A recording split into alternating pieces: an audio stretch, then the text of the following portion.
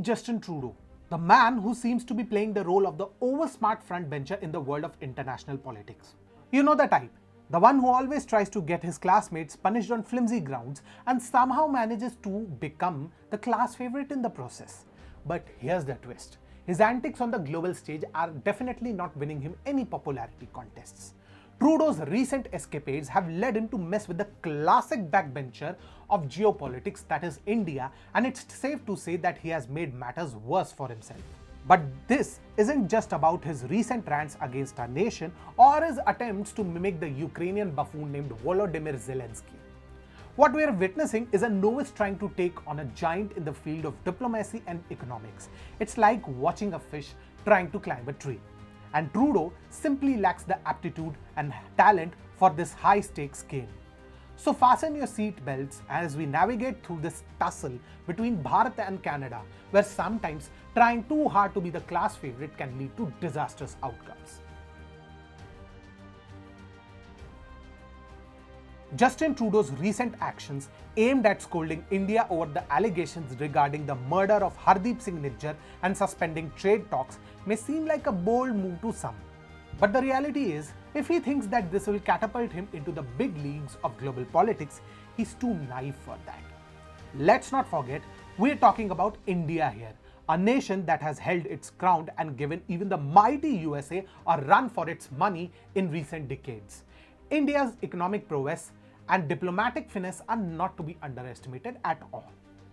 To put things in perspective, let's go with the numbers. Trudeau's suspension of trade talks involved an amount of $8 billion at stake. Now, for a country as vast and diverse as India, that's almost like pocket change. To give you an idea, our trade dealings with Israel, a nation significantly smaller in both geography and population compared to Canada, amount to almost the same figure if we take the figures of 2023. When it comes to Japan, we're talking about double that amount, at least 17.15 billion in trade. And don't even get us started on the UK, where our trade reaches a hopping 36.3 billion pounds. And these numbers don't even account for our dealings with Russia.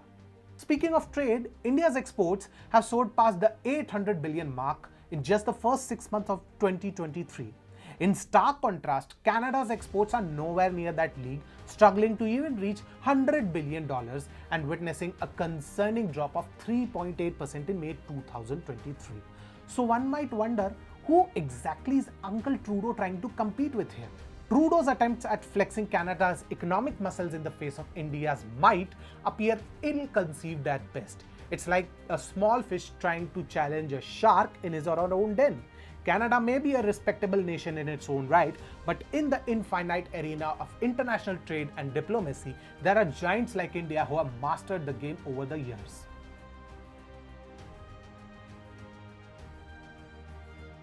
Now, when it comes to economics, India is on a remarkable upward trajectory, defying all odds. It boasts an impressive growth rate of 7.2% in the year 2022 to 23, signaling a robust economy that continues to expand. Meanwhile, on the other side, Canada's economic growth paints a much bleaker picture, with a meager 0.8% growth rate recorded in the final quarter of the 2022 to 23 fiscal year. However, Canada's concerns don't end there.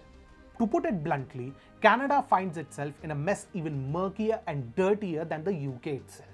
One of the pressing issues plaguing the nation is its housing crisis, exacerbated by its welcoming and rather overtly affectionate stance towards the immigrants.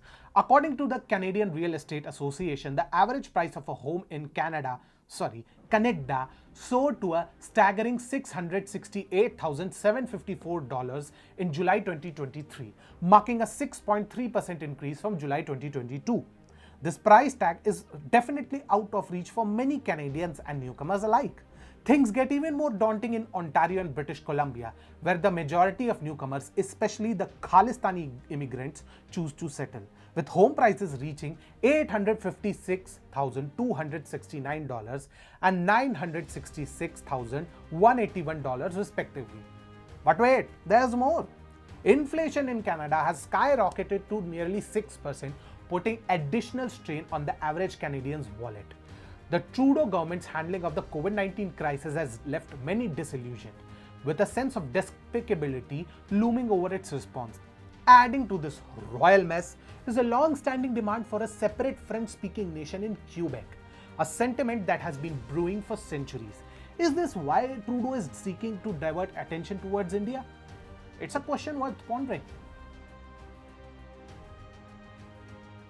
Now you may wonder, why is Justin Trudeau even attempting a battle that seems doomed from the very start?